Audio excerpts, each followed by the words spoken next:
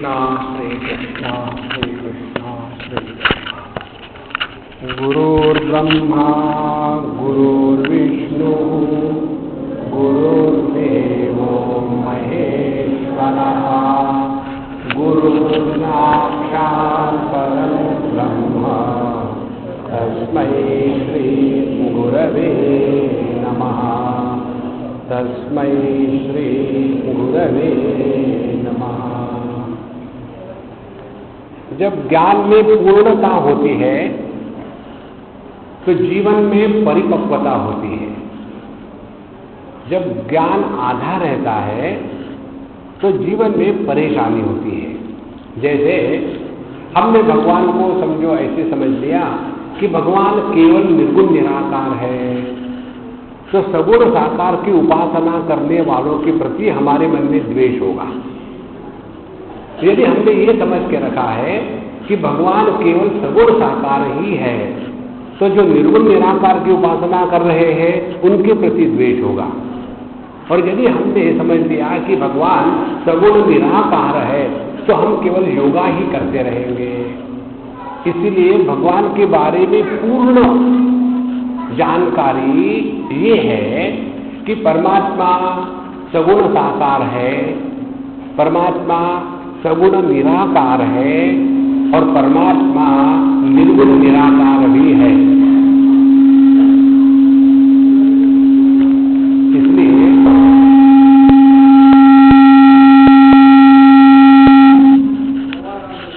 अच्छा हो गया, मुझे पता चल गया, इसका गला ही काट दिया। जब आदमी भी उल्टी सीधी आवाज करता है ना तो कन्हैया ऐसी ब्लेड चला देता है। चुप, आप सबको सुनने को आ रहा है? नहीं भी आ रहा तो नेवर माइंड, बैठे रहो, मुझे देखते रहो, आपका भला हो। तो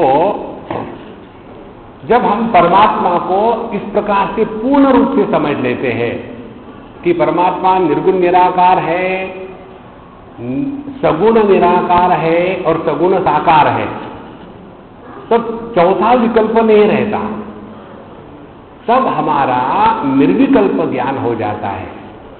और जब ज्ञान पूरा हो गया तो किसी से विरोध नहीं। देखो, और उपनिषद में आता है विजानन विद्वान भवते नातिवादी। जिसने तत्व को पहचान लिया है, जिसने परमात्मा का अनुभव कर लिया है, he who is established in the absolute can never have a wrong feeling for the relative। देखो, जिसने आकाश को पहचान लिया है उसके लिए पूर्व पश्चिम उत्तर दक्षिण से कोई मतलब नहीं है। और जिसने आकाश तत्व को नहीं पहचाना है वो हमेशा फेंग शुई के चक्कर में भटकता रहेगा। देखो, इसी प्रकार से जहां जीवन में दुराग्रह आ गया है वहां ज्ञान में खोट है। इसीलिए इस 9वें अध्याय में भगवान ने पहले हमको बताया कि परमात्मा क्या है।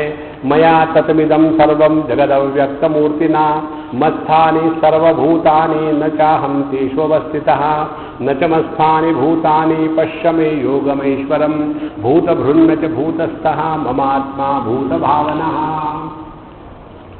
मैं आकार रहित हूं लेकिन सभी आकारों का आधार हूं, और सभी आकारों को आधार देते हुए भी किसी भी आकार के द्वारा मुझ पर प्रभाव नहीं होता। मया तदमिदं सर्वम। जब आकार बिगड़ जाता है तो आकाश को हानि नहीं होती। इसी प्रकार से यह संपूर्ण तत्व मुझ में है लेकिन मैं उसमें नहीं हूं। तो जैसे एक लहर टूटती है तो समुद्र की हानि नहीं होती, एक लहर पैदा होती है तो समुद्र में कुछ एडिशन नहीं होती। इसी प्रकार से परमात्मा की दृष्टि से जब हम इस जगत को देखते हैं ना तो इस जगत में कुछ भी बुरा नहीं हो रहा है, सब ठीक चल रहा है। और फिर यह जो निर्गुण निराकार तत्व है ये कैसा है, हमको कल बताया कि यथाकाश स्थितो नित्यम वायु सर्वत्र वो महान। जैसे इस आकाश में वायु एयर चारों तरफ भटकती है, लेकिन किसी के भी द्वारा आकाश प्रभावित नहीं होता। उसी प्रकार से सभी का सभी जगत मुझ में है और मेरी अध्यक्षता में ही सब कुछ हो रहा है। मयाध्यक्षेन प्रकृति सूयते सचराचरम हेतु नानेन कौन्तेय जगत विपरिवर्तते। यदि मैं नहीं तो जगत का अस्तित्व नहीं। पानी कहता है यदि मैं नहीं तो समुद्र नहीं, मैं नहीं तो लहर नहीं। इसी प्रकार से ध्यान से सुनना, हम प्रत्येक वस्तु का अनुभव अस्तित्व रूप से करते हैं। We experience everything as existing. ध्यान से सुनना, दिस माइक इज, यह माइक है। उसके बाद दूसरा माइक है। और ये दो क्यों हो गए? क्योंकि बीच में एब्सेंस ऑफ माइक, क्योंकि बीच में माइक नहीं है। माने यह जो अस्तित्व है यह अकाट्य है।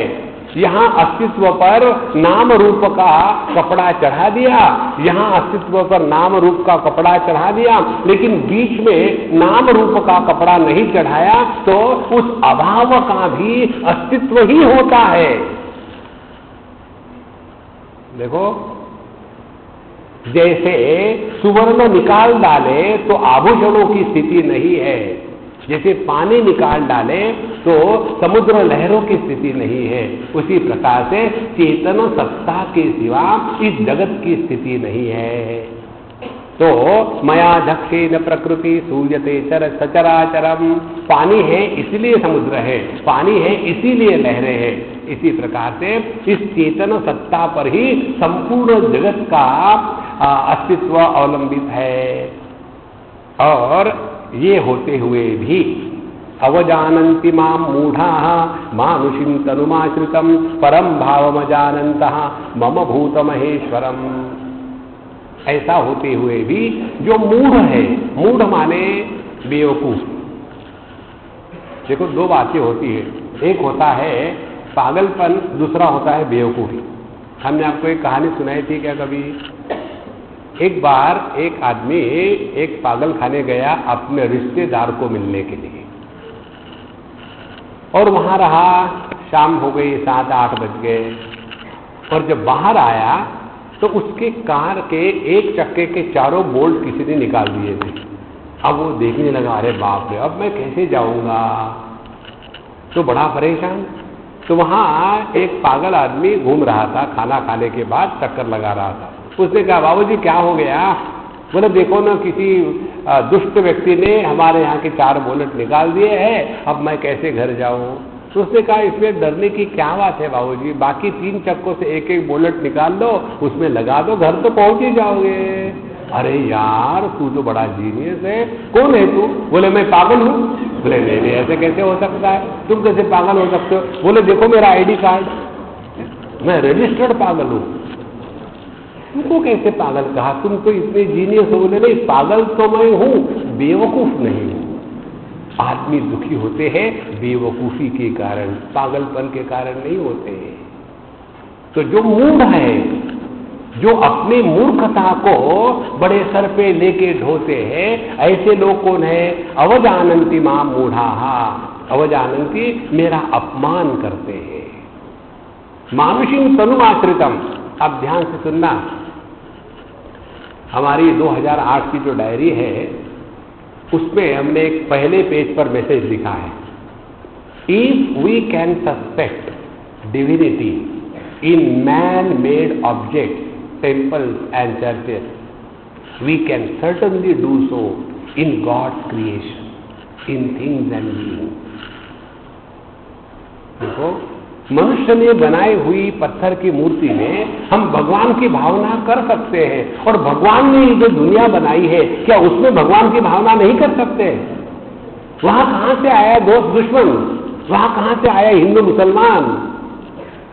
देखो, अवजानन्ति मां मूढ़ाः, जो मूर्ख की शिरोमणि है वो मुझे नहीं पहचानते कि एक ही तत्व संपूर्ण विश्व में व्याप्त है। अवजानन्ति, क्योंकि वो मुझे पहचानते नहीं है इसीलिए मेरा अनादर करते हैं। देखो संतो, अवजानन्ति मां मूढ़ा। भागवत में एक कथा आती है द्वितीय स्कंध में, जहाँ कपिल जी महाराज अपनी माँ देवहूति को भक्ति का उपदेश करते हैं। उसमें पूरा भक्ति का उपदेश करने में पहले पूजा पोथी कैसी करनी, माला कैसे फिरानी, चंदन कैसे लगाना, भगवान का नाम कैसे लेना, सब कुछ बताते हैं। और आखिर में आके कहते हैं ये सभी का सभी केवल आडंबर बन जाता है यदि मैं जो प्रत्येक प्राणी मात्र के हृदय में निवास करता हूं, यदि उसका यदि हमने अनादर किया तो ये संपूर्ण जितना पहले का झंझट है वो सब पानी में गया। देखो, जब हम एक पत्थर की मूर्ति से प्रेम कर सकते हैं तो क्या भगवत निर्मित इस जगत से प्रेम नहीं कर सकते? देखो, इसीलिए अवजानन्ति मां मूढ़ा मानुषीम तनुमाश्रितम, इसीलिए भगवान का यह जो सगुण निराकार रूप है वो यही है। चाहे स्त्री हो तो उसमें रहने वाला भगवान फेमिनाइन नहीं होता, चाहे पुरुष हो तो उसमें रहने वाला भगवान मैस्कुलिन नहीं होता, चाहे गधा हो तो उसमें रहने वाला भगवान गधा नहीं होता, और चाहे मच्छर हो तो उसमें रहने वाला भगवान काटने वाला नहीं होता। लेकिन हमारे दृष्टि में यह नाम रूप की विविधता ये इतनी जबरदस्त हो गई है कि इन सब का जो आधार है उस एक तत्व को हम एकदम भूल जाते हैं और इसीलिए परमात्मा का अनादर करते हैं। देखो, जहां हम किसी का अनादर करेंगे तो उस अनादर के बदले में हमको क्या मिलेगा? उस अनादर के बदले में हमको केवल दुख की पनिशमेंट ही मिलेगी और कुछ नहीं मिलेगा। देखो, इसीलिए दो बातें इस भगवान के सगुण निराकार रूप की उपासना करना माने क्या? ध्यान से सुनना। पहली बात, अपने आप को कोसो मत, ये कभी नहीं करना है हम तो पापी है, हम तो we are the children of sin. No, we are not the children of sin, we are the manifestation of divinity. देखो, अपने आप को कोसो मत, पापो हम पाप कर्मा हम नहीं। तो जितना हमको स्वयं को आदर देना चाहिए उतना ही सबको आदर देना चाहिए।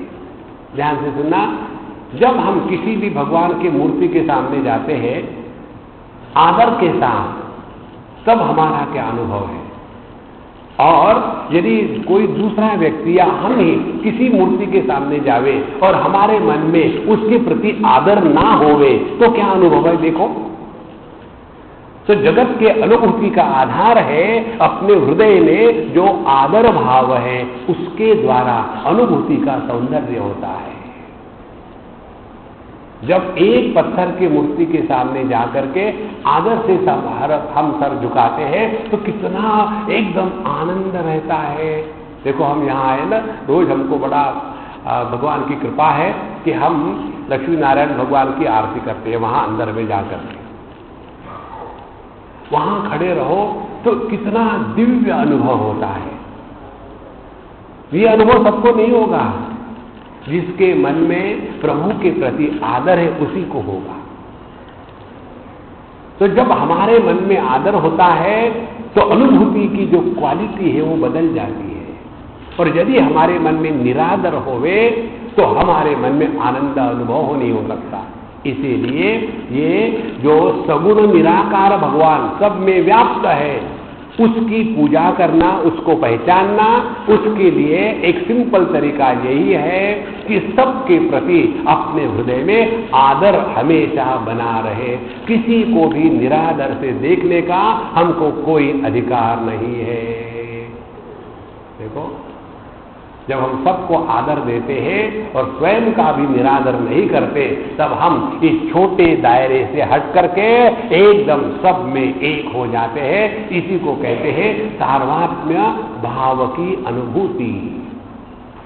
जैसा हमारा अपने देह में एक एक कोने में कितना प्रेम है, कितना आदर है, कारण क्या? उसमें मैं हूं। इसी प्रकार से जब हम ये भावना ही करेंगे, कोई जानने की जरूरत नहीं। हमारे स्वामी रामसुखदास जी महाराज बड़ी सुंदर बात करते थे। वो कहते थे या तो जानो या तो मानो। यदि जानना नहीं होता तो नेवर माइंड मान लो। हमने माना ही तो है ना कि देह हम है, जाना थोड़ी है। यदि जानने लगोगे तो देह हम हो ही नहीं सकते। तो यदि हम केवल मानकर ही अपने को देह मान लेते हैं तो उसी प्रकार से ये मानना शुरू कर दे कि अपने जीवन में आने वाला प्रत्येक व्यक्ति वस्तु केवल भगवान का ही भिन्न रूप है। तो जो रूप धारण कर रहा है वह सगुण, लेकिन जिसका अपना कोई रूप विशेष नहीं है वह निराकार। इस दृष्टि से जब हम जगत को देखेंगे ना तो धीरे धीरे धीरे हमने निर्गुण निराकार को समझ लिया, सगुण निराकार को समझ लिया। अवजानन्ति मां मूढ़ाम मानुषीम तरुमाश्रितम परम भावम अजानन्तः। ऐसा क्यों है उनका? क्योंकि उन्होंने परमात्मा का जो निर्गुण निराकार भाव है उसको नहीं समझा। देखो, जब एक स्त्री दुकान में जाती है गहने खरीदने के लिए तो उसका ध्यान होता है गहनों का नाम, रूप और उपयोगिता और उसकी चमक। लेकिन जब एक सोनार उसी वस्तु को देखता है तो उसका ध्यान होता है कि असली सोना है कि नकली है। तो फिर वो क्या करता है, वो अपने ड्रॉवर में से शालिग्राम का पत्थर निकालता है। जो भगवान विष्णु का पत्थर है ना उसको शालिग्राम कहते हैं। शालिग्राम के पत्थर पर ही केवल सोने की लकीर खींची जा सकती है, किसी अन्य पत्थर पर नहीं। हम अभी गए थे काठमांडू, वहां से पोखरा गए और वहां गंडकी नदी है, बड़ी सुंदर नदी है। और जो मुक्तिनाथ है वहां से गंडकी नदी का उद्गम स्थान है। और उस एक ही गंडकी नदी ऐसी है कि जिसमें शालिग्राम के पत्थर पैदा होते हैं। और ये शालिग्राम के पत्थर जो होते हैं, these are not mineral stones, these are biologically secreted stones. और उस पत्थर पर यदि आप सोने की लकीर खींचो तो एकदम निकल आती है। इसीलिए सभी सोनारों के पास ये शालिग्राम का पत्थर होता है। हम जब वहां गए हमारे मित्र के साथ, हमने उसको बताया ऐसा होता है। बोले स्वामी जी हम तो विश्वास नहीं, आप कुछ भी बताते रहो। हमने कहा ठीक है, तुम एक पत्थर उठाओ, किस नदी में से मैं एक पत्थर उठाता हूँ तो हमको पहचान है। तो हम गए उस नदी में से एक पत्थर उठाया, तुम उठाओ, उसने उठाया। और हमने कहा तुम्हारे अंगूठी निकालो, उसने अंगूठी निकाले। सोने की नकली है कि असली है? बोले स्वामी जी असली है। ठीक है, अब तुम अपने पत्थर पर खींचो उसको तो कोई लाइन नहीं, हमारे पत्थर पर खींचो तो पूरी सोने की लाइन आ गई। इसीलिए भगवान विष्णु का पत्थर शालिग्राम है और सोने को लक्ष्मी माता कहते हैं। ये इसके पीछे ये टेक्निक है। तो जब एक सोनार देखता है गहनों को तो उसका ध्यान नाम रूप की तरफ नहीं होता, उसका ध्यान होता है जो तत्व है सुवर्ण उसके प्रति। इसी प्रकार से यदि हमारे अंतःकरण में इस निर्गुण निराकार तत्व के प्रति निष्ठा होगी तो हमारे अंतःकरण से दुराग्रह निकल जाएगा। जब दुराग्रह निकल जाएगा तो इस दुनिया में जो जैसा है वो वैसा एकदम परफेक्ट है। जो भगवान की दुनिया को इम्प्रूव करना चाहते हैं उन्होंने भगवान को सर्टिफिकेट दे दिया है कि भगवान तुम बहुत ही डिफेक्टिव पीसेस बनाते हो, इसीलिए there are many manufacturers defects, so here we are to improve upon them. देखो महाराज, भगवान की दुनिया को हमको सुधारना नहीं है, भगवान की दुनिया की हमको सेवा करनी है। और सेवा कैसी होती है? सेवा होती है जो जैसा है उसको वैसा स्वीकार करो, तब उसको सेवा कहते हैं। किसी को इम्प्रूव करने का प्रयत्न करो तो पहले हमने ये बता दिया है कि तुम बेवकूफ हो, तुमको ठीक करना है। जिसको हम बेवकूफ कहेंगे उसकी सेवा थोड़ी करेंगे। देखो, हृदय में जब सेवा भाव जागृत हो जाता है न संतो, तभी हमने निर्गुण निराकार तत्व को सगुण निराकार में पहचाना है। इसीलिए पहले जो बताया मया ततमिदं सर्वम जगदव्यक्त मूर्तिना, यह परमात्मा निर्गुण निराकार है, लेकिन इस सगुण साकार और सगुण निराकार जगत का भी जो आधार है वही परमात्मा है। परम भावम अजानन्तः मम भूत महेश्वरम। मैं ही संपूर्ण भूतों का ईश्वर हूं, सबको बनाने वाला रखने वाला हूं, ये वो नहीं समझते। और उसके कारण क्या हो जाता है, मोघाशा मोघ कर्माणो मोघ ज्ञाना विचेतसः राक्षसी मासुरीं चैव प्रकृतिं मोहिनी श्रिताः।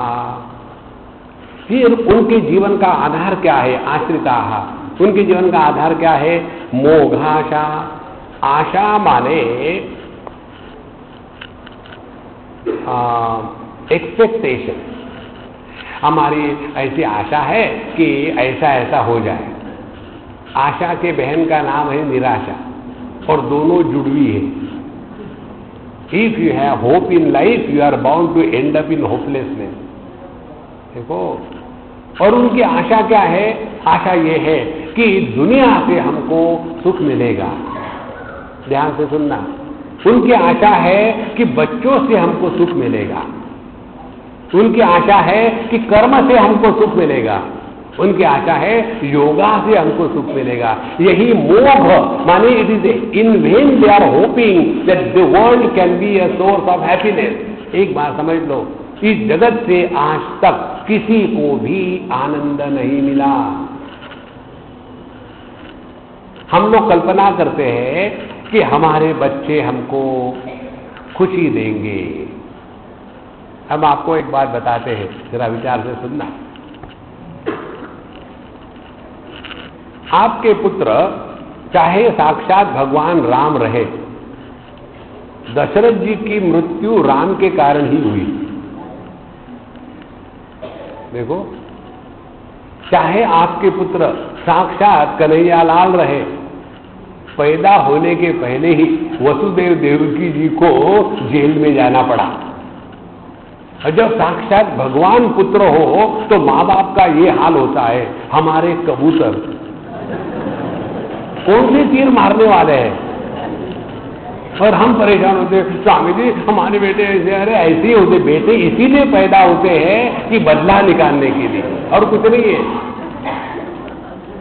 मुझे एक बार एक लड़के ने पूछा, स्वामी जी ये हमारे माँ बाप हमारे पीछे क्यों लगे रहते, शादी करो शादी करो शादी करो। हमने कहा मैं तुमको बताता हूँ, लेकिन मत बताना उनको कि मैंने तुमको बताया, नहीं तो मेरे खाना पीना बंद हो जाएगा। तो बोले किस लिए? हमने कहा देखो, बच्चे जब बड़े होते हैं ना, तब माँ बाप को बहुत परेशान करते हैं, इतना परेशान करते हैं, लेकिन अब वो करें क्या? देखो, क्योंकि अपने ही बच्चे हैं। जैसे अपने ही जबान को अपने दांतों ने काटा तो किसको कंप्लेन करोगे? इसी प्रकार से अपने ही बच्चे परेशान कर देते हैं। अब क्या करें, क्या मार डालें इसको? परेशान हो रहे हैं। सीधे माँ बाप सोचते हैं इसका बदला लेने का एक ही तरीका है। कौन सा? इसकी शादी करा दो, जब इसके बच्चे होंगे तब उन बच्चों को हम बिगाड़ेंगे। इसीलिए दादा दादी जो होते हैं ना, वो पोतों को बिगाड़ते हैं। कारण क्या है? वो बदला निकालते, बेटा बाप को ऐसा कर, इसने मुझे इससे भी तकलीफ दी, लगाओ। देखो, मोह आशा, हम ये केवल कल्पना करते हैं कि अन्य से हमको सुख मिलेगा। एक बात स्पष्ट समझ लो, सुख अन्य से कभी भी किसी को भी नहीं मिला है। जब हम गहरी नींद में सोते हैं तो कौन अन्य होता है? जब गहरी नींद में सोते हैं तब कौन सा हमारे पास पैसे धन दौलत इत्यादि होती है? कुछ भी नहीं होता। लेकिन हर एक का यही अनुभव है। गहरी नींद में कोई ये नहीं कहता कि मैं दुखी था, सबका एक ही अनुभव है कि हम आनंद में थे। कारण क्या है कि आनंद जो हमारा स्वरूप है वो गहरी नींद में तब अभिव्यक्त हो सकता है कि जब हम भटकते नहीं दुनिया में। और जब हम दुनिया में भटकते हैं विषयों के पीछे, वस्तुओं के पीछे, व्यक्तियों के पीछे, देश के पीछे, काल के पीछे, तो दुख के सिवा और कुछ नहीं मिलता। देखो, इसीलिए प्रत्येक व्यक्ति इतना सोने के लिए क्यों तरसता है? माने उसकी तरस सोने की इतनी होती है कि सत्संग में आने के बाद सो जाओ। उससे क्या होता है कि आनंद का अनुभव आता है। कोई लोग सुनकर के आनंद का अनुभव करते हैं, कोई सो करके, दोनों को एक ही बात मिल रही है। अच्छा, मोह आशा। फिर मोघ कर्माणः, पानी लाओ भाई कोई आने। मोघ कर्माणः का तात्पर्य क्या है? हम ये कल्पना करते हैं कि कर्म करने से हमको कुछ प्राप्ति होगी, कर्म से पसीने के सिवा और कुछ नहीं आता। देखो, इसीलिए ये जो गवर्नमेंट सर्वेंट रिटायर होते हैं ना, रिटायर्ड माने even government is really tired of them, इसीलिए रिटायर्ड। अब कोई भी महात्मा देखो, महात्मा लोग रिटायर नहीं होते, कारण क्या है कि वो कर्म नहीं करते। ध्यान से सुनना, तुलसीदास जी ने रामायण की कथा राम के प्रचार के लिए नहीं करी, उन्होंने समाज सेवा करने के लिए रामायण की कथा को नहीं गाया। स्वांत सुखाय तुलसी रघुनाथ गाथा। जब हम कर्म करते हैं तो अनेक प्रकार की अपेक्षाएं होती है, कर्म से अपेक्षा करना यही कर्म में दोष है। और फिर ये इसी में लगे रहते हमेशा, ये करना चाहिए, ऐसा करना चाहिए, वैसा करना चाहिए, और वैसा नहीं होता। जो वैसा नहीं होता तो आदमी दुखी होता है। एक बार मुझे एक ने पूछा था, बेंगलोर में एयरपोर्ट पर मैं उतरा और अपने सामान के लिए खड़ा था, बेड चल रहा था, सामान आ रहा था। उसमें एक सज्जन ने मुझे पूछा कि स्वामी जी, आप इतना लेक्चर देने के लिए पूरी दुनिया में घूमते हो और ये जो लोग हैं ये तो सुधरते नहीं, वो तो जैसे के तैसे ही है, तो आपको दुख नहीं होता क्या? तो मैंने कहा, देखो, जो समझदार डॉक्टर होता है ना, वो रोगी को कभी ठीक नहीं करता, रोगी को वो मेंटेन रखता है। रोगी यदि ठीक हो गया तो डॉक्टर का क्या होगा? इसीलिए समझदार डॉक्टर रोगी को पल्स नहीं देखते, पर्स देखते हैं। हाँ, अच्छा बकरा है, मेंटेन करो। इसी प्रकार से जो महात्मा लोग होते हैं ना, वो भी लोगों का अज्ञान दूर नहीं करते। यदि आप सभी ज्ञानी हो गए तो मैं जाऊं तो जाऊं कहां? इसीलिए जब लोग बदलते नहीं हमारे प्रवचन से, तो हमको बड़ी खुशी होती है कि अपना मार्केट मेंटेन्ड है। जहां आपने ये कल्पना करी कि आपके प्रवचनों से दुनिया सुधरेगी, 2 प्रवचनों के बाद आत्महत्या कर लोगे। मोघाचा मोघ कर्माणः, अपने कर्म की आवश्यकता जगत को नहीं है। कर्म के द्वारा जो निर्माण होता है वह कर्म का आवेग खत्म होने के बाद नष्ट हो जाता है। जैसे आपने हाथ में एक पत्थर लिया, पत्थर तो पड़ा है, और उस पत्थर को लेकर के फेंका, तो ये जब तक कि हमारे हाथ की शक्ति पत्थर के साथ है तभी तक वो पत्थर जाएगा, फिर नीचे गिर जाएगा। इसी प्रकार से कर्म की गति काल में प्रारंभ होता है और काल में नष्ट होता है। लेकिन हमको लगता है हम ये करेंगे, वो करेंगे, ऐसा करेंगे, वैसा करेंगे। देखो, हमारे पीछे लोग हमेशा लगे रहते। स्वामी जी, कल परसों की बात है यही की, स्वामी जी मैं बहुत डिप्रेशन में हूँ, मैं बहुत फ्रस्ट्रेट हो गई हूँ, मुझे तो कई बार ऐसे लगता है सब छोड़ छाड़ के आपके आश्रम में आ जाऊं। तो मैंने कहा, इसी डर से मेरा कोई आश्रम नहीं है। जैसे सैनिटोरियम में, पागल खाने में शरीफ लोग नहीं आते, उसी प्रकार से आश्रमों में नॉर्मल लोग नहीं आते, सब एबनॉर्मल वहां इकट्ठे हो जाते हैं भगवान के नाम से। एक बार मैं कहीं कार से जा रहा था और उस व्यक्ति ने एक ड्राइवर को किराए पे लाया था, बहुत लंबी ड्राइव थी, तो आते समय तो उसने चलाई और फिर जाते समय उसने वो ड्राइवर को बताया तू चला, और वो ड्राइवर एकदम पक्का ड्राइवर था और दुनिया भर की गालियां दे रहा है, हर एक को दे रहा है। तो वो जो मेरा होस्ट था वो कहा, देखो स्वामी जी बैठे हैं, तुम ऐसी गालियां निकाल रहे हो। उसने उसको गाली करके कहा कि मैंने कहाँ गाली दी है। तो मैंने उसको कहा कि चुप रहे बेटा, कोई बात नहीं। लेकिन बड़ा मस्त मिजाज का आदमी था, खूब धुन से चला रहा था, इसको गाली उसको गाली, कोटोक चल रहा। और जब हम उतरे, घर पहुंचे, तो उसने कहा महाराज जी चरण छूने दो। हमने कहा, उसने गाली नहीं दी, ये कितनी बड़ी बात है। तो मैं चुप होके खड़ा हो गया और उसने बांग लगाई, जय भोले, गुरु कमाए खाए चेले, जय भोले, और नमस्कार। देखो, तो इस जगत में कुछ निर्माण नहीं करना है, ये जगत बढ़िया चल रहा है। लेकिन यदि हम इसमें लगे रहेंगे कि हम यदि आश्रम बनाएंगे, हम यदि स्कूल बनाएंगे, तो लोगों का भला होगा। लोगों का भला तब होता है जब वो स्वयं का भला करना चाहते हैं। भगवान कृष्ण दुर्योधन को, धृतराष्ट्र को कुछ नहीं बता सके। अर्जुन को भी 76 एज तक कुछ नहीं बता सके। वो कहां सुनने को तैयार था। इसीलिए भैया मोघ कर्माणा, जगत में कर्म का तात्पर्य 5वें अध्याय में भगवान ने बताया है, योगिनः कर्म कुर्वन्ति संगम त्यक्त्वा आत्मशुद्धये। जीवन में कर्म का तात्पर्य अंतःकरण की शुद्धि, और अंतःकरण की शुद्धि क्या है? हम अपने जीवन में राग द्वेष से प्रेरित होकर के ना जिए। जो हमको करणीय है वो करो, जो अकरणीय है उसको ना करो। अपने आप राग द्वेष निकल जाएंगे। जितना अंतःकरण में राग द्वेष का प्रभाव कम होगा, उतने हम मस्त होंगे। उसको कहते हैं अंतःकरण की शुद्धि। लेकिन अंतःकरण को शुद्ध करने के स्थान पर हम सोचते हैं लोगों का भला करेंगे। ध्यान से सुनना, लोगों की भलाई माने क्या? हम आपको उदाहरण दे रहे हैं। मैं शराबी हूं, मैं उदाहरण दे रहा हूं। मैं तो अभी आपने तो कहा था मैं शराबी हूं, कोई भी बोतल ले आओ।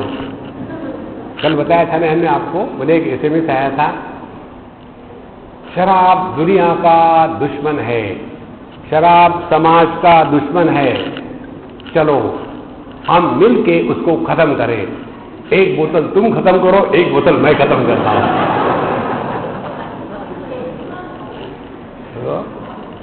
तो यदि मैं शराबी हूं और आप यदि समाज सेवा करने निकले, तो मेरे पास पहुंचे, और आप है मोरारजी देसाई ब्रांड,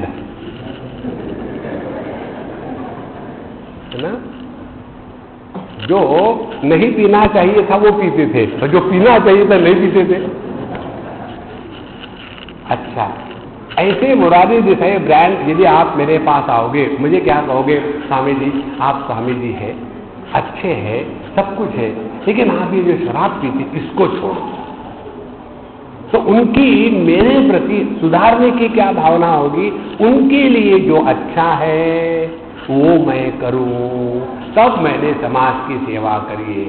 ध्यान से सुनना, हमारे दृष्टि से समाज की सेवा वो होती है कि हमारे विचार अन्य पर लादना, उसको समाज सेवा कहते हैं। यह गलत है। मोघाशा मोघ कर्माणा और मोघ ज्ञाना, और उनका ज्ञान भी व्यर्थ होता है। मोघ माने व्यर्थ। उनका ज्ञान किस लिए होता है? पब्लिक को सुधारने के लिए। देखो, इस दुनिया को आज तक कोई नहीं सुधार सका।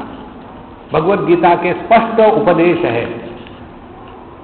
4थे अध्याय में भगवान ने पहले बता दिया, यदा यदा ही धर्मस्य ग्लानिर्भवति भारत अभ्युत्थानमधर्मस्य तदात्मानं सृजाम्यहम्। जब आवश्यकता होगी तब मैं अपने आप को प्रकट करूंगा, तुमको फिक्र करने की जरूरत नहीं। दुनिया मैंने बनाई है, मैं जानता हूं कैसे चलानी है। फिर हम क्या करें? उद्धरेदात्मनात्मानं नात्मानं अवसादेत। तुम इस दुनिया में जो आए हो अपने उद्धार करने के लिए आए हो, दुनिया को सुधारने के लिए नहीं आए हो। इसीलिए अपने ज्ञान का प्रभाव यदि अपने पर नहीं पड़ा तो अन्य पर कैसे पड़ेगा? हमारे बच्चे हमारी बात मानते क्यों नहीं? इसीलिए नहीं मानते, हमारे शब्दों में अर्थ नहीं होता। देखो, जब शब्द में अर्थ निहित होता है तो उन शब्दों का प्रभाव सुनने वाले के अंतःकरण पर निश्चित होता है। एक उदाहरण ले लो, एक कागज पर पत्थर लिखो, पत्थर, और वो कागज को ऐसा मोड़ करके मुझे मारो, तो मुझे लगेगा क्या? नहीं लगेगा। और उसी कागज पर, दूसरे कागज पर पत्थर लिखो और उसके अंदर में असली पत्थर रखो और ऐसा निगेट करके और फिर मारो, तो लगेगा ना? क्योंकि पत्थर शब्द का अर्थ उसके साथ जुड़ा हुआ था। इसीलिए जब हम कहते हैं आई लव यू, वो शब्द है, उसमें प्रेम है कहाँ? देखो, हम आपको एक उदाहरण देते हैं। एक बार हम आ रहे थे लंदन से बंबई, तो हमको छोड़ने के लिए काफी लोग आए थे। उन दिनों में ये 9/11 नहीं हुआ था, सबकी बात है। उस समय तो सब जगह आराम से लोग घूमते थे, अब तो हर जगह में डर डर के घूमते हैं, और मुझे दाढ़ी वाले को देख कर तो और डरते हैं। तो काफी लोग आए थे और कोई रो रहा, कोई धो रहा, तो मैं अपना जा करके फ्लाइट में बैठा। मैं हमेशा खिड़की के पास बैठता हूँ, जरूरत पड़े तो कूद पड़े। तो मैं वहाँ खिड़की के पास बैठा, मेरे बगल में दो एक स्त्री और एक पुरुष अंग्रेज आके बैठे। वैसे अंग्रेज लोग बड़े स्नॉबिश होते हैं, तो उसने देखा इतने लोग आकर के मुझे बाय बाय कर रहे, और बैठने के पश्चात हवाई जहाज शुरू हो गया। फिर मैंने उसके साथ देख करके एक स्माइल दिया, हाय हाउ आर यू। तो उसने मुझे कहा कि व्हाट डू यू डू। तो मैंने कहा आई लव। जैसे मैंने कहा आई लव, उसी क्षण उस अम्मा की आंख से आंसू आने लग गए, रोने लग गई। How can you so easily say that you love. देखो, जब शब्दों के साथ अर्थ होता है ना, तब उसका प्रभाव होता है। मोघज ज्ञान का तात्पर्य है हमारे ज्ञान के पीछे अर्थ प्रकट नहीं होता। जब ज्ञान के पीछे अर्थ प्रकट होता है, तब हिरण्यकश्यपु पूछता है प्रहलाद को, तुम्हारा भगवान खंबे में है क्या? तो उनके हाँ के पीछे भगवान खड़े होते हैं। और हमको कोई पूछे, नहीं मैं ट्राई करता हूं, डाउट ही डाउट है। मोघाशा मोघ कर्माणा मोघज ज्ञाना, और विचेतसा, विचेतसा माने जिनकी बुद्धि भ्रष्ट हो गई है, परवर्टेड अंडरस्टैंडिंग, विचेतसा। जो व्यक्ति शास्त्र के सिद्धांत को तोड़ करके अपने मनमानी करता है, ये सोचता है कि यही ठीक है, ये गलत है महाराज। एक बार एक लड़का तो क्या कहे, मिडिल एज आदमी 50-55 साल का आकर के मुझे मिला और मुझे कहता है कि स्वामी जी, मैंने अपने पिताजी का श्राद्ध नए ढंग से किया।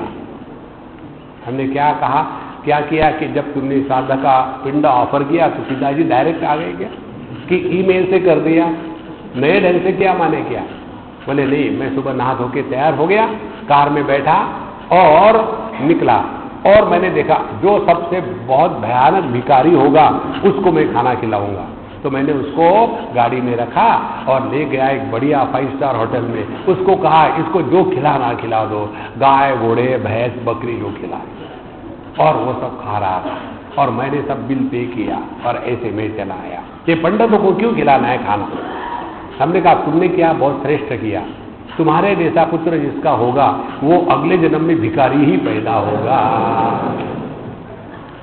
श्राद्ध करना चाहिए, ये किसने बताया है? अपने मन से थोड़ी होता है। श्राद्ध करना चाहिए, यह सिद्धांत शास्त्रों का है। तो श्राद्ध कैसे करना चाहिए यह भी शास्त्र ही बताएंगे, अपने मनमानी नहीं होता। विचेतसः, लेकिन हम अपने आप को बड़े 30 मार्क का समझते हैं कि हम अपने मर्जी से करेंगे वो होगा, नहीं।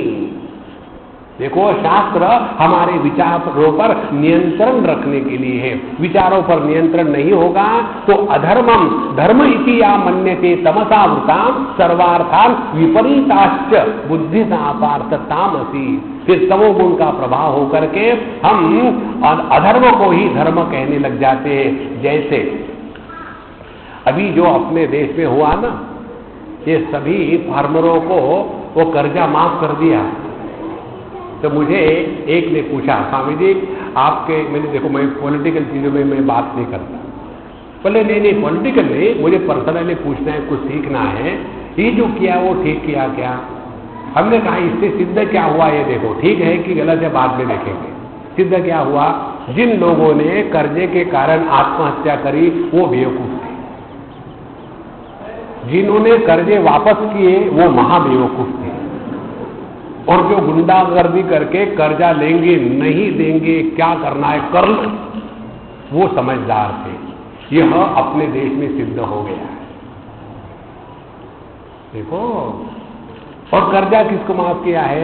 मैंने 4 करोड़ का कर्जा लिया था और मैंने वापस नहीं किया, कोई बात नहीं माफ। देखो महाराज, जिस समाज में व्यक्ति के अस्मिता को नष्ट किया जाता है वह समाज मुर्दे के जैसा हो जाता है। व्यक्ति का व्यक्तित्व कैसा चाहिए?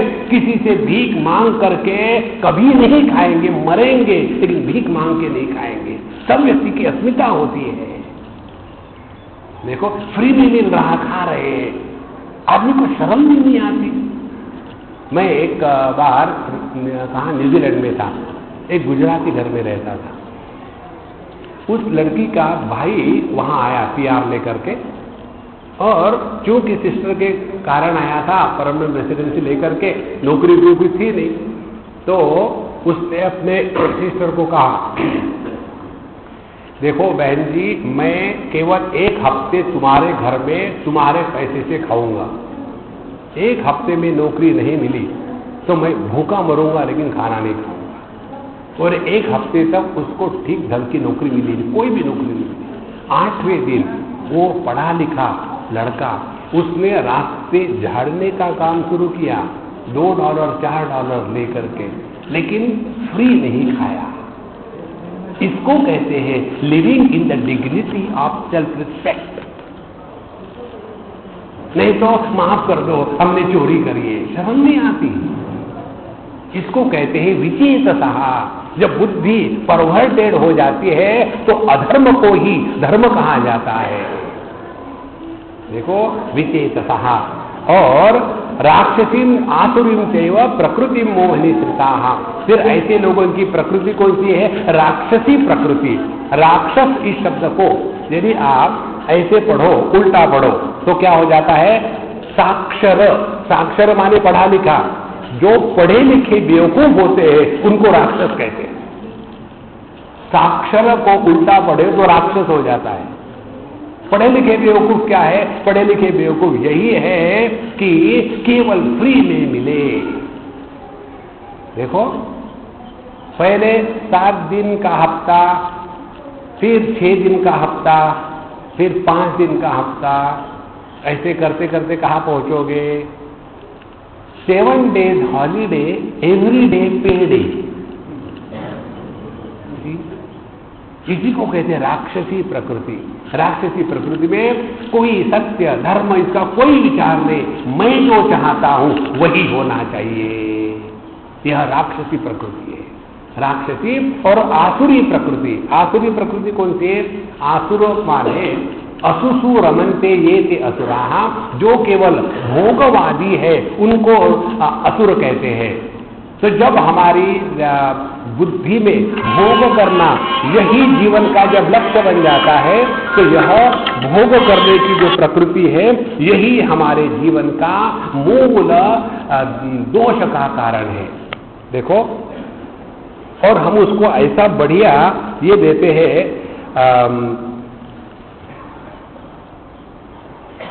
जस्टिफिकेशन। पूरे जिंदगी में तो हम कभी भी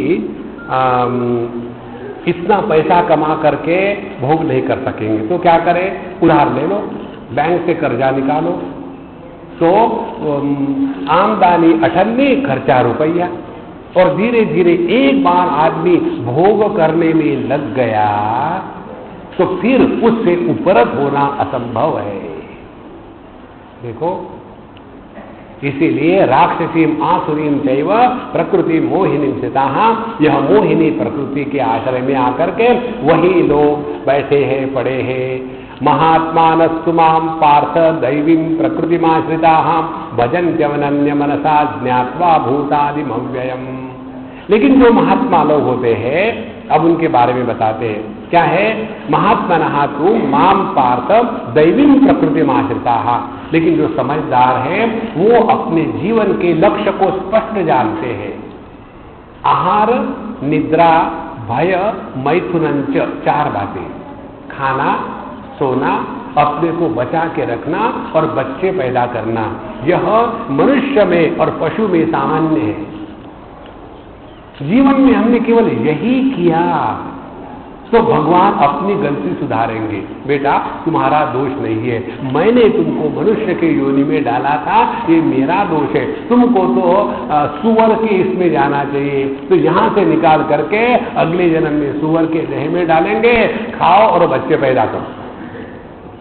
देखो, हमारे जीवन का तात्पर्य केवल इस जगत पे रह करके भोग करना नहीं है। इसी बात को समझाने के लिए शास्त्रों में सुंदर सुंदर कहानी आती है। एक कहानी आती है, एक राजा थे, भरत राजा थे। उन्होंने 10,000 साल राज्य किया, पूर्ण पृथ्वी का, कोई भी उनका अपोनेंट नहीं था। 10 साल राज्य करने के बाद उन्होंने अपना पूरा का पूरा राज्य अपने पुत्र को सौंप दिया और स्वयं जंगल में चले गए। इस कहानी को जब हम पढ़ते हैं तो हम कैसे रिएक्शन लेते हैं? It is not possible, how it is possible 10,000 years to rule? अरे भैया, the moral of the story is different. Moral of the story क्या है?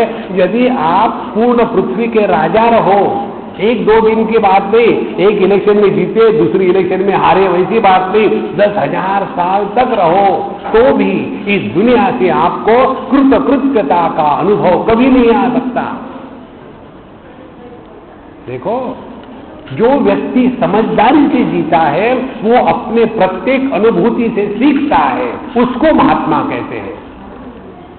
देखो, हम सब लोगों ने बचपन से अपनी कितनी इच्छाएं पूरी करी, एक करी क्या, हजारों इच्छाएं पूरी की, लेकिन क्या हमारी इच्छा से निवृत्ति हो गई? नहीं।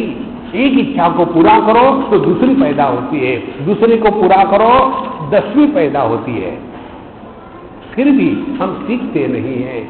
इच्छा को पूरा करना यह मनुष्य के जीवन का लक्ष्य नहीं हो सकता, इच्छाओं से ऊपर उठना चाहिए। लेकिन हम यहां भी आएंगे भगवान के मंदिर में, भगवान के सामने लिस्ट लगा देंगे, इतनी लंबी लिस्ट है, याद रखना।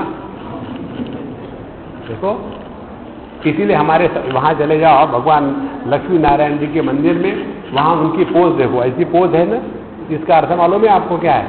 भगवान के बस हो गया है ना, अब कितने बस,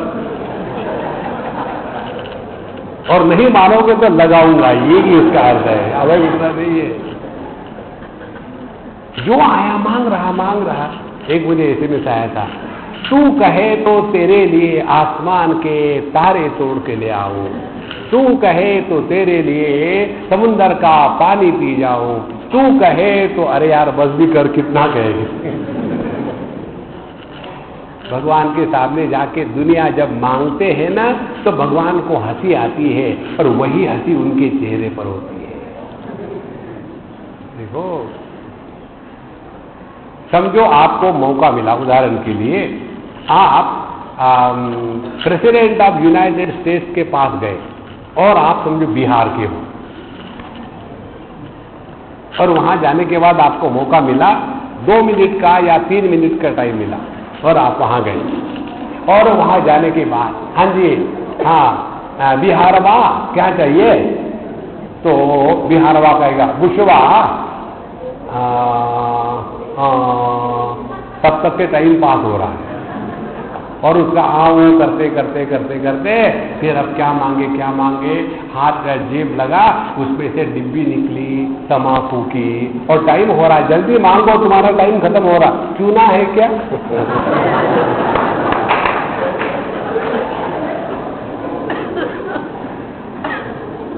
भगवान के सामने जाने के बाद भी यदि हमारे हाथ में तम्बाकू होगी ना, भगवान को चूना ही मांगेंगे और वो चूना लगाएंगे, तब पता चलेगा।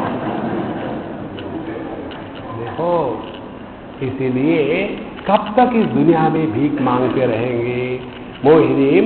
लेकिन महात्मना तो पार्थम दैवीं प्रकृति माश्रिता, उनकी प्रकृति, उनका स्वभाव दैवी होता है। दैवी माने प्रकाशमान। उनका जीवन एक कर्म में और वस्तु में नष्ट नहीं हो रहा है। जिस व्यक्ति को केवल वस्तुओं को इकट्ठा करने की आदत है वो महाघटिया है। उससे भी घटिया होते हैं जो केवल भोग में लगे हुए हैं। उससे श्रेष्ठ होते हैं जो अपने बुद्धि को लेकर के परमात्मा का चिंतन में लगे हुए हैं। देखो, इसीलिए महात्मनास्तु माम पार्थ दैवीं प्रकृति माश्रिता भजन्ति अनन्य मनसा ज्ञात्वा भूतादिम अव्ययम। अब देखो, ध्यान से सुनना, जो बुद्धिमान लोग होते हैं, माने अंग्रेजी में कहो those who are intelligent and those who are intellectual, what is the difference? बुद्धिमान और बुद्धिवादी हिंदी में कहे तो intellectual people want to utilise this world for their enjoyment. Intelligent people go beyond all the relativity. देखो, तो यह जो दैवी प्रकृति वाले हैं तो कहते हैं भजन्ति माम अनन्य मनसा। जो बुद्धिमान है वो परमात्मा का भजन अनन्य मानस से करते हैं। अनन्य मानस माने क्या? परमात्मा हमसे अन्य नहीं है। ध्यान से सुनना, यदि हम अपने आप को राजा के पुत्र मानते हैं और उस राजा की कदर करते हैं, अपने बाप की कदर करते हैं, तो रास्ते में जाकर के भीख मांगे क्या? अपने बाप को कितना दुख होगा यदि वो देखेगा कि मेरा बच्चा रास्ते पर भीख मांग रहा है। उससे तो मरना अच्छा है, लेकिन भीख नहीं मांगेंगे। इसी प्रकार से यदि हमारे हृदय में प्रभु प्रकट होते हैं तो आदमी भीख मांग के नहीं जीता। अपने देश में ये जो गंदगी आ गई है ना, फ्री में चीज मिलने की, थोड़ी तो अस्मिता हो व्यक्ति में, किसी से कुछ फ्री नहीं लेना है। देखो जीवन में कैसा एकदम मस्ती आ जाती है। आपने देखा होगा रास्ते में ये जो हमारे बंबई में बहुत होता है, ये ट्रैफिक के क्रॉसिंग के पास भिखारी होते हैं और आकर के मांगेंगे, और बाबूजी भीखा लो, हम बहुत दिनों से भूखे हैं, खाने को कुछ मिला रहे, हमको बहुत भूख लगी है। भीख मांगेंगे और कहते दरिद्री ही न दीन। हम बाबा जी लोग भी भिक्षा ही खाते हैं, लेकिन दोनों में फर्क क्या है? एक व्यक्ति दुनिया से भीख मांग के खाता है, दूसरा जानता है कि हमको खिलाने वाला एक ही कन्हैया है। वो किसी को चाबी मारता है, उसको लगा देता है, खिलाता कन्हैया है, दुनिया नहीं खिलाती। देखो महाराज, इसीलिए जो समझदार है वो भगवान की भक्ति करते हैं। और भगवान की भक्ति कैसे करते हैं? जो मांगता है वो भक्त नहीं है, जो देता है उसमें से भगवान प्रकट होते हैं। जब व्यक्ति को लेकर के आनंद होता है ना, तब वो दरिद्री है, वो मनुष्य है। और जब देकर के खुशी होती है तब उसी के माध्यम से प्रभु प्रकट हो रहे हैं। तो ऐसे जो है भजन्ति अनन्य मनसा ज्ञात्वा मां भूतादि अव्ययम। और वो मुझे पहचान लेते हैं कि सभीयों का जो आधार है, जो अविकारी तत्व है, वही ही मैं सब में हूं और मुझ में भी है। इस प्रकार से जो भगवान की भक्ति करते हैं, भगवान की भक्ति अपने हृदय में करो तो हृदय में भगवान यदि है तो दुख नहीं होगा। हृदय में भगवान यदि है तो डर नहीं लगेगा। हृदय में भगवान यदि है तो किसी से अपेक्षा नहीं होगी। और हृदय में यदि भगवान है तो किसी भी प्रकार से हम अपने आप को हीन दीन नहीं समझेंगे। भजन्ति अनन्य मनसा ज्ञात्वा भूतादिम अव्ययम। आगे कहते हैं सततम कीर्तयन्तो माम यतन्तश्च दृढ़व्रताः नमस्यन्तश्च माम भक्त्या नित्ययुक्ता उपासते। ऐसे जो मेरे समझदार भक्त है, माने भगवान ने स्पष्ट कह दिया है, पंजाबी होते भगवान तो कहते हैं भगवान ने स्पष्ट कह दिया है। थैंक गॉड भगवान पंजाबी नहीं थे। तो उन्होंने क्या कहा, सततम कीर्तयन्तः माम, मेरी वो सतत माने लगातार अखंड। ध्यान से सुनना, हमारे तुलसीदास जी महाराज कहते हैं, कामी ही नारी प्यारी जिमी, लोभी ही प्रिय जिमी दाम। जैसे जो व्यक्ति पैसे का लोभी होता है, वो पैसे के बारे में टाइम में नहीं सोचता, मैं 10 से 12 बजे तक पैसे के बारे में सोचूंगा, बाद में नहीं सोचूंगा, नहीं, वो तो 24 घंटे पैसा पैसा पैसा। उसी प्रकार से सततम, जब हमारे अंतःकरण में प्रभु प्रकट होते हैं तो सभी विचारों के साथ भगवान जुड़ जाते हैं। यद् यद् कर्म करोमि तत्तद् अखिलम शंभो तवाराधना। जिस कर्म के साथ प्रभु जुड़ते हैं उसी कर्म को भक्ति कहते हैं। जिस ज्ञान के साथ प्रभु जुड़ते हैं उसी को प्रेम कहते हैं। और जिस योग के साथ भगवान जुड़ते हैं उसी को उसको योग की पराकाष्ठा कहते हैं। इसीलिए जब जीवन में परमात्मा सर्वश्रेष्ठ हो जाता है तो सब कुछ ठीक है, फिर कोई कंप्लेन नहीं। सततम कीर्तयन्तः माम। देखो, भगवान का नित्य निरंतर कीर्तन करते हैं और यतन्तश्च दृढ़व्रताः। ध्यान से सुनना, ये बहुत महत्व का विषय है। भगवान का सतत कीर्तन करना, इसका तात्पर्य ये नहीं भगवान बस आप ही जो करो सो करो। हाँ, साधु संतों में और हम लोगों में क्या फर्क है? साधु संत अपने घर गृहस्थी को चलाने के लिए भगवान पर छोड़ देते हैं और अपनी साधना स्वयं करते हैं। हम लोग क्या करते हैं? अपने घर गृहस्थी को हम चलाते हैं और अपनी साधना करने का काम भगवान को दे देते हैं। अब तुम जब करवा लेगा तब करवा ले, मुझे क्या पड़ी है। तो यतन्तश्च, हमको जीवन में साधना करनी पड़ती है। ध्यान से सुनना, स्वास्थ्य को रखने के लिए प्रयत्न करना पड़ता है, रोग को बुलाने के लिए प्रयत्न नहीं करना पड़ता। देखो, फिगर मेंटेन करनी हो तो प्रयत्न करना पड़ता है,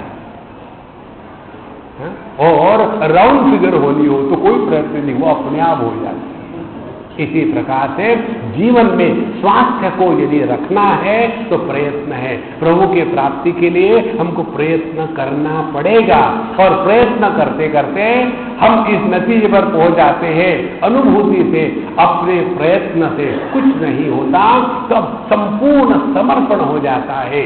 सर्वधर्मान् परित्यज्य मामेकं शरणं व्रज। जब भगवान के प्रति संपूर्ण समर्पण हो जाता है तो कोई भी परेशानी नहीं। देखो, और ये कब होगा? दृढ़व्रताः। ये ऐसे नहीं आधे घंटे के लिए भगवान का नाम ले लिया, माला घुमा ली और भगवान पर उपकार किए। हमने इतने दिनों से माला घुमाई, एक अम्मा आई मेरे पास और मुझे कहती, स्वामी जी मैंने अपने गुरु से मंत्र लिया, कितने सालों से माला घुमाए 25 तो माला बदल गई घुमा के। ये उंगली ये छोटी हो गई घुमा करके, लेकिन भगवान का तो दर्शन हुआ ही नहीं। मुझे लगता है मेरा गुरु भी पावरफुल नहीं था और उसका मंत्र भी पावरफुल नहीं था। तो मुझे लगता है आप पावरफुल हो तो मुझे पावरफुल मंत्र देना। तो हमने कहा सुनो, क्या है? धुन धड़ाका शुरू हो जाए। देखो महाराज, दृढ़व्रताः, जब हम जो भी काम करते हैं पूरे दिल से करें, नियम से करें, प्रेम से करें, बोझा बन करके ना करें, तब जीवन में प्रभु प्रकट हो रहे हैं। देखो, और जब हृदय में प्रभु प्रकट होते हैं ना, तब कड़वाहट वाणी से नहीं आती। जिस हृदय में प्रभु का मधुक्षरन्ति सिंधवः माध्वीर्नो औषधिनः, जिसके हृदय में यह प्रभु प्रकट हो गए हैं, उसके वाणी में कड़वाहट आ ही नहीं सकती। दृढ़व्रताः और नमस्यन्तश्च मां भक्त्या नित्य युक्ता उपासते। और इसीलिए नित्य निरंतर नमस्कार। अब नमस्कार किसको कहते हैं? नमस्कार कहते हैं नमन। नमन माने न माने नहीं, मन माने मन, जिसमें अपना मन गायब हो जाता है उसको कहते हैं नमन। जब मन गायब हो गया तो मैं गायब हो गया। इसीलिए जब भगवान को नमस्कार करते हैं या साधु संतों को नमस्कार करते हैं, इसलिए करते हैं पैर को हाथ पोंछने के लिए, स्वामी जी स्वामी जी स्वामी जी, पैर को गंदा करके रखते हैं। कोई कोई शूर्पण काम आता ही होती है, आ करके स्वामी जी, और उनके नाखून मेरे पैर के नीचे से निकल आते हैं। Ram Ram, these are professional hazard. नमस्कार का तात्पर्य है, अब जब हाथ जोड़ते हैं और गर्दन झुकाते हैं, हमने अपनी क्रिया शक्ति प्रभु के लिए अर्पण कर दी है और हमने अपने अहंकार को प्रभु के सामने समर्पण कर दिया है। इसीलिए जो प्रभु की इच्छा के अनुसार है वही जीवन में करेंगे। और प्रभु की इच्छा होती है धर्म के अनुसार जीवन जीना। धर्म किसी मनुष्य ने नहीं बनाया है। देखो, इस प्रकार से नमस्यन्तश्च मां भक्त्या नित्य युक्ता उपासते। इस प्रकार से वो नित्य युक्त रह करके मेरी उपासना करते हैं। उपासना का तात्पर्य है उप माने नजदीक, आसन माने बैठना, नित्य निरंतर प्रभु के साथ ही बैठना। ध्यान से सुनना। एक बार एक सज्जन हमको बंबई में मिलने के लिए आए। जब आए तो हमने कहा आप दूर खड़े रहना, वहां से बात करो। बोले क्यों, आप दूर क्यों कर रहे हैं? मैंने कहा देखो, आप अभी अभी फिश मार्केट से आए हो ना। अरे स्वामी जी आपको कैसे पता चला? हमने कहा आपके देह से सुगंध आ रही है, और वो फिश की सुगंध जब ज्यादा अंदर जाती है तो मेरे से दुर्गंध निकलती है, इसलिए दूर रहो। जब आदमी फिश मार्केट में से होके आता है तो जैसे फिश की स्मेल होती है ना बॉडी को, उसी प्रकार से जो कन्हैया के पास हमेशा रहता है तो वही आनंद हमेशा प्रकट होता है। महाराज, नित्य युक्ता उपासते का तात्पर्य नित्य प्रभु के पास रहे तो कभी भी दुखी नहीं होगे। दुखी होना भगवान का अपमान है। भगवान किसी को दुखी नहीं बनाता। दुख भले देवे, लेकिन दुखी होना है या नहीं होना है ये हमारा चॉइस है। नित्य युक्ता उपासते। हम कहे कि हम भगवान के भक्त हैं और रोए जा रहे हैं, भगवान का भक्त होकर के रोना ये शर्म की बात है। महाराज, कभी भी किसी भी हालत में अपने आप को ना कोसना है, ना जो नहीं दिया उसके बारे में रोना है। हम लोगों का स्वभाव कैसा हो गया देखो, जैसे छोटे बच्चे होते हैं ना, पहली बार जब दांत गिरता है तो जवान कहाँ जाती है? जहां दांत नहीं होता वहां जवान जाती है। फिर मां कहती है वहां दांत को जवान मत लगा, वहां से तेरा दांत निकलेगा, लेकिन उसकी जबान वहीं जाती है। इसी प्रकार से जो हमको भगवान ने नहीं दिया उसके बारे में हम बोलेंगे, जो दिया है वहां के बारे में एक शब्द नहीं निकालेंगे। एक दांत गिरता है, बाकी तो है ना, एक वस्तु नहीं दी, लेकिन इतना पूरा सारा जीवन दिया है, उसका क्या? इसीलिए यदि हम भगवान के नित्य उपासक हैं तो हमको कंप्लेन नहीं, हमको दुख नहीं। और जो व्यक्ति स्वयं दुखी नहीं होता वही सबको सुख दे सकता है। जो व्यक्ति हमेशा प्रसन्न होता है, ही alone is a creative force. A miserable man is a destructive force. देखो, इस प्रकार से भगवान की उपासना करना माने नित्य निरंतर मौज में रहना, इसको किसी भी हालत में मत छोड़ना।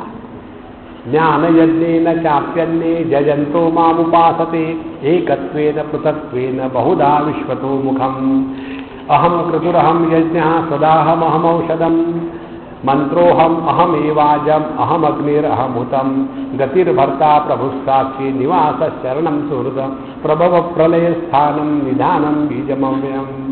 अब इसके बाद भगवान बताते हैं कि ये जो मैं 3 प्रकार का बताया, निर्गुण निराकार, निर्गुण साकार और सगुण साकार, इन तीनों की उपासना भिन्न प्रकार के प्रकृति के लोग भिन्न प्रकार से करते हैं।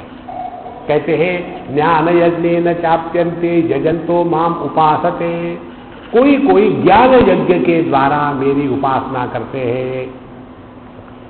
देखो भगवद गीता के 4th अध्याय में भगवान ने कहा है श्रेयान द्रव्यमया यज्ञात् ज्ञान यज्ञ परंतप सर्वम कर्माखिलम पार्थ ज्ञाने परिसमाप्यते। जितने भी यज्ञ है, द्रव्य यज्ञ, उसमें आहुति डालो, घी डालो, चावल डालो और कपड़े डालो, ये द्रव्य यज्ञ है। और ज्ञान यज्ञ क्या है? अब हमारा जो हो रहा है ना, इसको ज्ञान यज्ञ कहते हैं। इस ज्ञान के अग्नि में अपनी जो गलत धारणाएं हैं उनको डाल करके भस्म कर देना। जिस दिन हमारे अंतःकरण से अपने बारे में जो गलत धारणा है, जगत के बारे में जो गलत धारणा है, ईश्वर के बारे में जो गलत धारणा है और साधना के बारे में जो गलत धारणा है, इनकी आहुति जब इस ज्ञान यज्ञ में डाल देंगे तो वो राख हो जाएगी और फिर पता चलेगा कि अपनी असलियत दुखी होना नहीं है, हम आनंद स्वरूप है। जगत भोग करने के लिए नहीं है, जगत की सेवा करने का मौका हमको दिला दिया है भगवान ने। और ईश्वर हमको पनिशमेंट देने के लिए नहीं है, हमारे हृदय से अभिव्यक्त होने के लिए है। और इसीलिए साधना ये है कि पहले स्वयं प्रसन्न रहने का अभ्यास करें, तभी हम अन्य को प्रसन्न रख सकते हैं। ब्रह्मभूत प्रसन्नात्मा न शोचति न कांक्षति समः सर्वेषु भूतेषु मद भक्तिं लभते पराम। देखो, ब्रह्मभूत प्रसन्नात्मा परमात्मा की प्राप्ति का पहला लक्षण है। हम प्रसन्न है, हमको ना उद्धव का लेना है ना माधव को देना है। देखो, इस प्रसन्नता के साथ जीना, यही भगवान की असली भक्ति है। तो ज्ञान यज्ञ का तात्पर्य ये है, अपनी जो गलत धारणाएं है उनको बदलना है। और अपनी गलत धारणा को हम बदल सकते हैं केवल सत्संग में जाकर के। सत्संगत्वे निस्संगत्वम, निस्संगत्वे निर्मोहत्वम, निर्मोहत्वे निश्चलतत्वम, निश्चलतत्वे जीवन मुक्ति। भज गोविंदम भज गोविंदम। जहां हम सत्संग में जाते हैं तो हम अपनी सब गलत धारणाओं को एकदम बदल देते हैं, नष्ट कर देते हैं। इस भज गोविंदम के ग्रंथ का नाम, दूसरा नाम है मोह मुद्गर। मोह मुद्गर माने गदा। जो पहलवान लोग पहले घुमाते थे ना, उसको मुद्गर कहते हैं। मोह माने गलत फहमियां। उस गलत फहमियों को निकालने के लिए एक जोर से कस के लग जाए ना, तब दिमाग ठिकाने पर आता है। देखो, भगवान ने यही किया है। अर्जुन जब रो रहा था तो अर्जुन को भगवान ने ऐसा थोड़ी कहा, बेटा नहीं चलो अब आए तो युद्ध कर ही लेते, कोई बात नहीं, फिर हम तुमको मलम पट्टी कर लेंगे। हाँ, अर्जुन जब रो रहा था तो भगवान ने प्यार के शब्द नहीं कहे, उसको ऐसी कस के गाली दी कि उसको पूरा खानदान याद आ गया। भगवान ने कहा, क्लैव्यम मास्मगम पार्थ न एतत्वै उपपद्यते। एक युद्ध के मैदान में खड़े हुए कमांडर को नपुंसक कहे तो कितनी उसको आग लगेगी, लेकिन उसको वही भाषा समझ में आ सकती थी। इसी प्रकार से जब हम इस दुनिया में भटक रहे हैं ना, तो भगवान ने बड़ा ट्राई किया कि इसको समझाए, देखो तुम्हारा जो जन्म है ना प्रभु के प्राप्ति के लिए, लेकिन जब हम मानते नहीं उसकी बात तो फिर वो एक ऐसी लगाता है कस के, जैसे सपने में जब सपना सुंदर है तब टूटता नहीं, लेकिन सपने में जब एक्सीडेंट हो जाता है तो सपना टूट जाता है। इसी प्रकार से इस जागृत सपने में से उठने के लिए एक्सीडेंट की राह मत देखना, सत्संग में आकर के अपने विचारों को ठीक कर ले तो जीवन की सब समस्या शांत हो जाती है। अविचार माने विचार का अभाव नहीं, गलत विचार, अपूर्ण विचार। जहां हमने अपने गलत फहमी को ठीक किया, हमने ज्ञान यज्ञ का संपादन किया है। ज्ञान यज्ञेन चाप्यन्ते यजन्तो माम उपासते एकत्वेन पृथक्त्वेन बहुधा विश्वतो मुखम। और इस ज्ञान यज्ञ में हम एकत्वेन पृथक्त्वेन, चाहे हम भगवान को अपने से अलग मान करके उसकी उपासना करें, चाहे भगवान को अपने हृदय में जागृत करने के लिए अपने आप को फिट बनावे, कुछ भी करे, लेकिन जीवन का मूल लक्ष्य और ध्येय केवल परमात्मा को प्रकट होने देना है। हम आपको एक सिंपल टेक्निक बताते हैं बंद करने के पहले। भगवान के दर्शन के चक्कर में मत पड़ना, उसका कोई भरोसा नहीं। फिर क्या करना, उसकी एक परेशानी है, उसकी परेशानी को ठीक कर दो। उसकी कौन सी परेशानी है? वो बेघर है, उसको कोई घर नहीं है, उसको घर दे दो अपने हृदय में। देखो, उसको हाथ नहीं है, अपने हाथ खाली कर दो, उसको दे दो, अपने हाथों से वही प्रकट होगा। उसको जबान नहीं है, उसको अपनी जबान उधार दे दो, कड़वाहट निकाल डालो, मिठास में प्रभु प्रकट होते हैं। देखो, बहुत सरल साधना है, तो अंदर से तड़प रहा है प्रकट होने के लिए। जैसा हम फोन करते हैं, the hush number that you have dialed is unreachable. Why? Busy in the world. अंदर से वो प्रकट होने के लिए तड़प रहा है, तो वो अपना शंख मोबाइल सर्विसेज उठाता है और हमको कहता है, लेकिन हम बिजी हैं, तो हम तो फोन रख देते हैं, वो फोन नहीं रखता, उसके दूसरे हाथ में गदा है, एक लगाता है, फिर हम स्विच ऑन करते, क्या हो गया? पहली बार कॉल लग जाता है तो जीवन में आनंद ही आनंद है।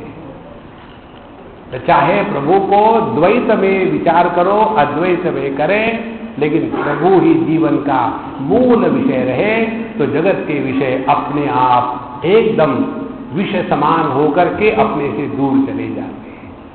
ज्ञान यज्ञेन चाप्यन्ते यजन्तः माम उपासते एकत्वेन पृथक्त्वेन बहुधा विश्वतो मुखम। यहाँ तो हम भगवान की अनेक प्रकार से, अनेक मूर्तियों में अनेक प्रकार से पूजा करें, उपासना करें, डजंट मैटर। इसके अगला जो विषय है उसको हम कल लेंगे। ओम पूर्णमदः पूर्णमिदं पूर्णात् पूर्णमुदच्यते पूर्णस्य पूर्णमादाय पूर्णमेवावशिष्यते। ओम शांति शांति शांति। हरि ओम। श्री गुरुभ्यो नमः। हरि ओम।